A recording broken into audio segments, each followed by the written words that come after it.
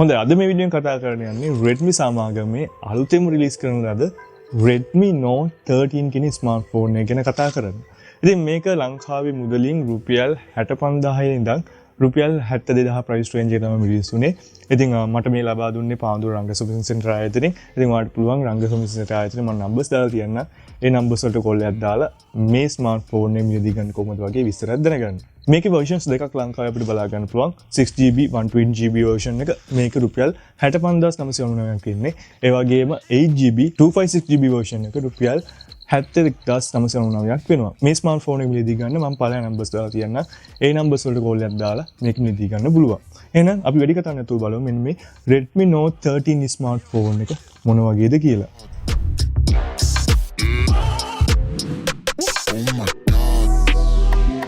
හොඳයි මුලින්ම අපි කතා කරමු මෙන්න මේ Redmi Note 13 ස්මාර්ට්ෆෝන් එකේ ඩිසයින් එක මොන වගේද කියලා.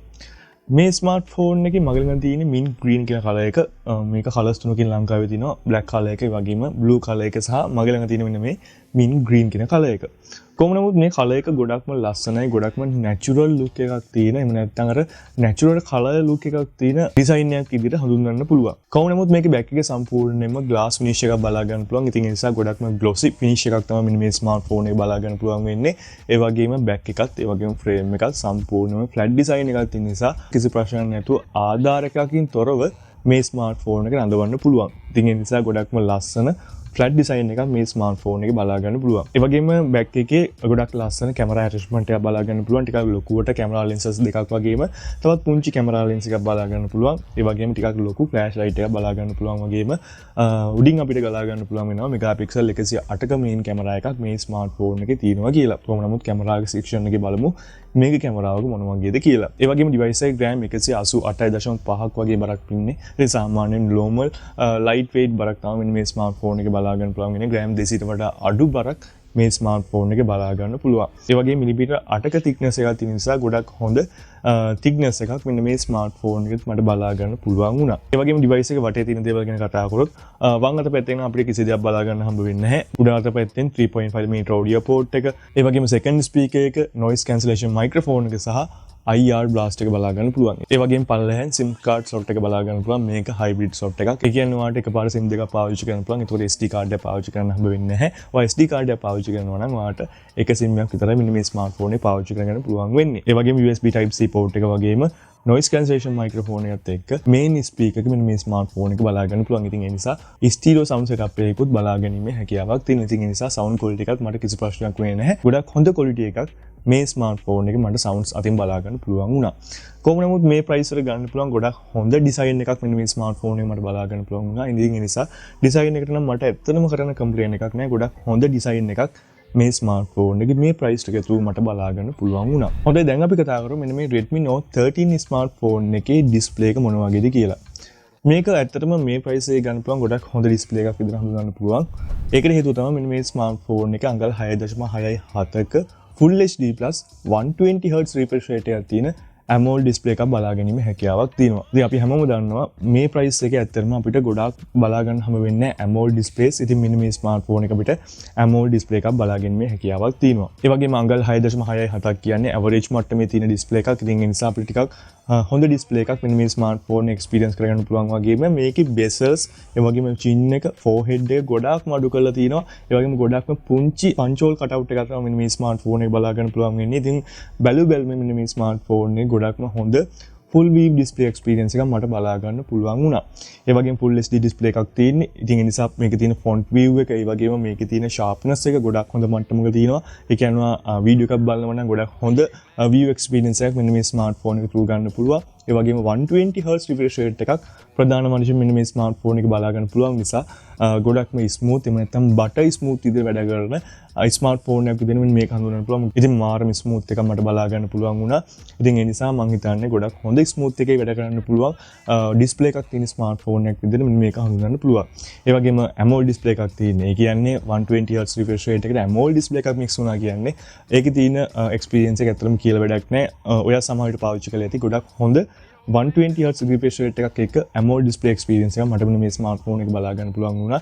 ඒ වගේම AMOLED display එකක් තියෙන නිසා deep black මෙන්න මේ smartphone එක බලා ගන්න පුළුවන්. ඒ වගේම ගොඩක් හොඳ saturated colors මෙන්න මේ smartphone එක මට බලා ගන්න පුළුවන් වුණා. ඉතින් ඒ නිසා ඔයා movie එකක් බලන්න, ඒ වගේම YouTube එකේ video එකක් බලන්න, ඒ වගේම නිතර Facebook එකේ content බලනවා නම් ඉතින් ඒ දේවල් වලට පාවිච්චි කරන්න පුළුවන් විදිහේ ගොඩක් හොඳ display එකක් මේ ස්මාර්ට්ෆෝන් එකේ මට බලා ගන්න පුළුවන් වුණා සහ මට ඇත්තටම රෙකමන්ඩ් කරන්න පුළුවන් මේ ප්‍රයිස් එකේ ගොඩක් හොඳ ඩිස්ප්ලේ එකක් මේ ස්මාර්ට්ෆෝන් එකේ තියෙනවා කියලා. ඒ වගේ මේ ස්මාර්ට්ෆෝන් එක AMOLED ඩිස්ප්ලේ එකක් නිසා මේකට under display fingerprint එකක් දාන්න අමතක කළා නෑ. ඉතින් ඒ නිසා මේ ස්මාර්ට්ෆෝන් එක ගොඩක්ම fast වැඩ කරන, ඒ වගේම ගොඩක්ම accurate under display fingerprint එකක් මට බලා ගන්න පුළුවන් වුණා සහ මම හිතන්නේවත් ගොඩක් ස්පීඩ් එකෙන් වැඩ කරන under display fingerprint එකක් තියෙන ස්මාර්ට්ෆෝන් එකක් වෙනවා නම් මෙන්න මේ ස්මාර්ට්ෆෝන් එක ගොඩක් හොඳයි. ඒ වගේම AMOLED display එකක් නිසා මේ ස්මාර්ට්ෆෝන් එකේ 1800 nits අගයක් බලා ගන්න පුළුවන්. ඒ හින්දා ඕනම තදව්වක කිසි ප්‍රශ්නයක් නැතුව මෙන්න මේ ස්මාර්ට්ෆෝන් එකේ ඩිස්ප්ලේ එක එකපාර ඇක්සස් කරගැනීමේ හැකියාවක් තියෙනවා. ඉතින් ඒ හින්දා ගොඩක් හොඳ ඩිස්ප්ලේ එකක් මේ ප්‍රයිස් එක ගන්න පුළුවන්. ගොඩක් හොඳ ඩිස්ප්ලේ එකක්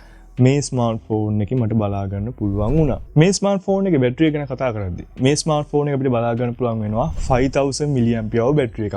ඉතින් 5000 mAh බැටරි එකක් මේ වෙනකොට ඕනෑම ස්මාර්ට්ෆෝන් එකකට සාමාන්‍යයිනේ.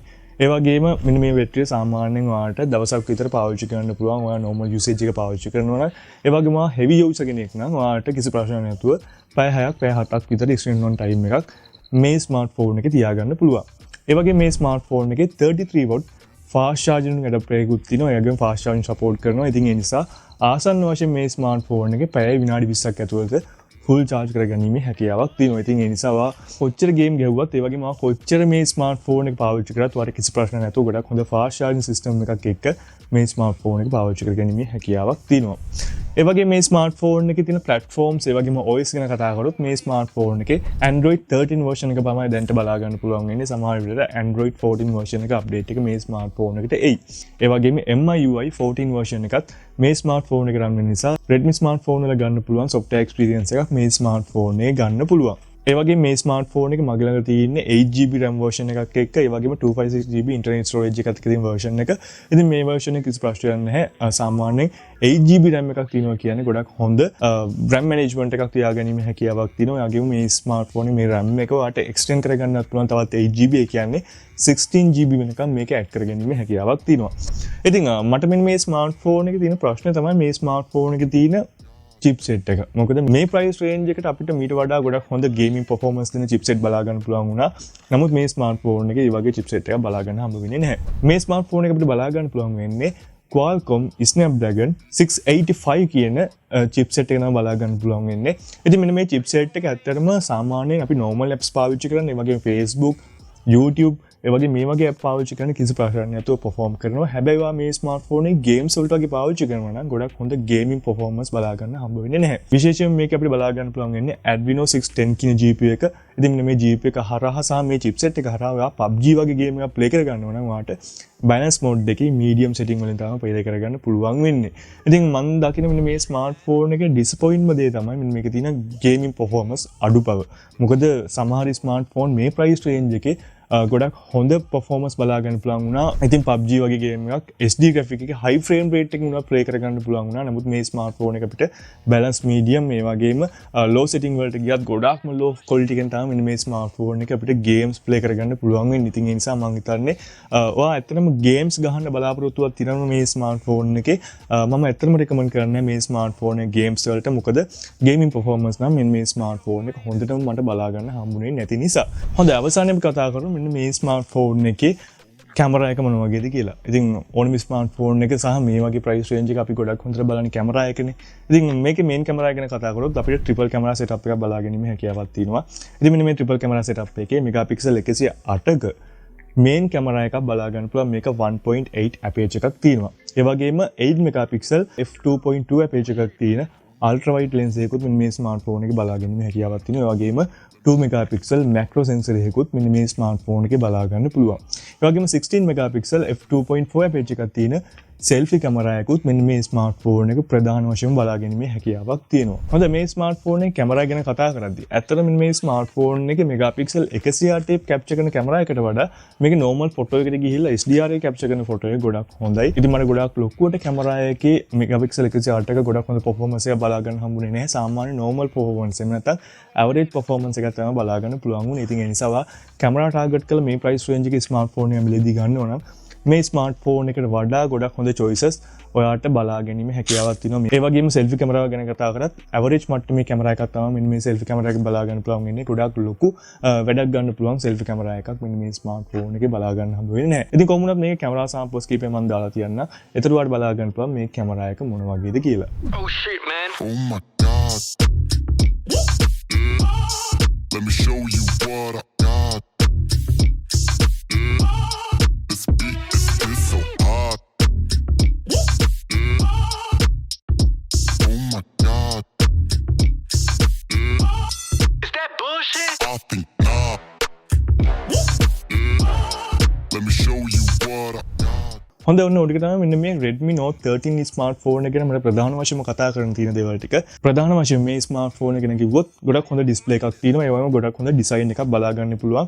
ඒ වගේම මේ වෙනකොට හැම ස්මාර්ට්ෆෝන් එක වගේම තියෙන බැටරි සෙටප් එකක් මෙන්න මේ ස්මාර්ට්ෆෝන් එකේ බලා ගන්න පුළුවන්. ඉතින් ඒ නිසා ගේම්ස් ගහන්න බලාපොරොත්තුවක් තියෙනවා මේ ස්මාර්ට්ෆෝන් එකේ සහ ගේම්ස් ගහන්න මේ ස්මාර්ට්ෆෝන් එක ගන්න බලාපොරොත්තුවක් තියෙනවා නම් මම ඇත්තටම රෙකමන්ඩ් කරන්නේ නැහැ. ඔයාලට මේ ස්මාර්ට්ෆෝන් එක මොකද මේකට වඩා ගොඩක් හොඳ ගේමින් performance තියෙනවා. ඒ වගේම ඊට වඩා ගොඩක් හොඳ කැමරා performance තියෙන ස්මාර්ට්ෆෝන්ස් මේ වෙනකොට මාකට් එක අපිට බලා ගන්න පුළුවන් මේ ප්‍රයිස් රේන්ජ් එකකට වඩා අඩු මුදලකට. ඉතින් මේ නිසා මෙන්න මේ Redmi Note 13 එක මේ ප්‍රයිස් එකට ඔයාගේ අදහස මොකද්ද? වටිනවද? ඒ වගේ මේ ස්මාර්ට්ෆෝන් එක ගන්න බලාපොරොත්තුවක් තියෙනවා නම් පල්ලෙහාන් කමෙන්ට් එකක් දාන්න අමතක කරන්න එපා.